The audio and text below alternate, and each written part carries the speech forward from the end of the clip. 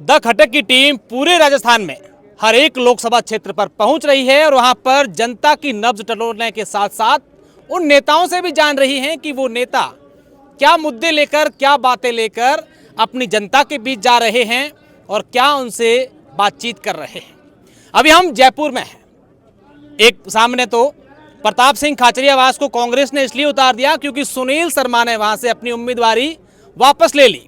अब सियासी गलियारों में ये चर्चाएं हैं कि उनको ये डर था कि कहीं मैं हार नहीं जाऊं भाजपा के सामने। और दूसरी तरफ 6 बार के विधायक भाजपा के कद्दावर नेता भंवरलाल शर्मा की बेटी मंजू शर्मा पर भाजपा ने इस बार विश्वास जताया है। मैम, स्वागत है आपका द खटक। धन्यवाद। क्या मुद्दे जयपुर के हैं, लोगों के बीच जा रहे हैं, क्या कह रहे हैं लोग और क्या आप उनसे कह रहे हैं? लोग पिछली सरकार, प्रदेश की जो सरकार है उससे बड़े पीड़ित थे। प्रदेश में भय का महिलाओं के लिए तो बिल्कुल ही स्थिति खराब थी। भ्रष्टाचार, पेपर लीक के इतने पकड़े गए उनकी गवर्नमेंट जाने के बाद। तो मेरा ये है कि भय मुक्त और भ्रष्टाचार मुक्त और साफ सुथरा स्वच्छ जयपुर हमारा बने। जयपुर के लोगों से हमने बात की, युवाओं से बात की कि हमें तो तरह बातें चाहिए, हमारे पानी, बिजली, ये सब खूब हो गएगा।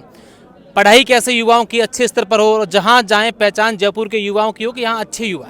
हाँ, उसके लिए करेंगे ना, टेक्निक बनाएंगे जयपुर में, स्मार्ट सिटी को बनाएंगे तो हमारा युवा यहीं पढ़ेगा, यहीं नौकरी करेगा और घर वालों की सेवा करेगा।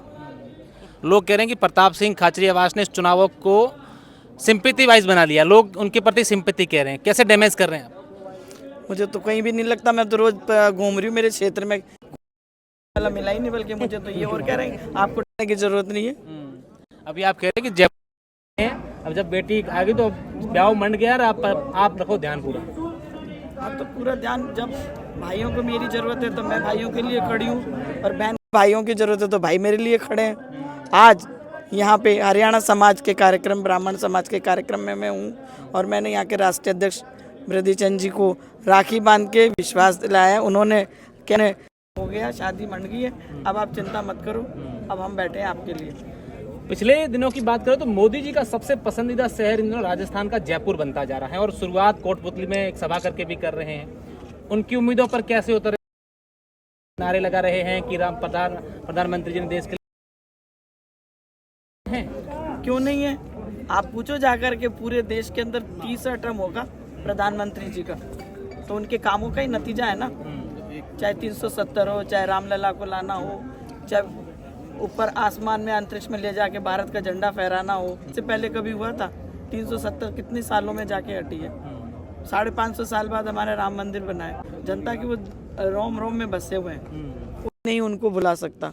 लोग कह रहे हैं चुनाव इस तरीके से हम लोग बातें की, जयपुर के लोगों से मिले तो कि हम तो इस बार जयपुर की बेटी पर विश्वास करेंगे।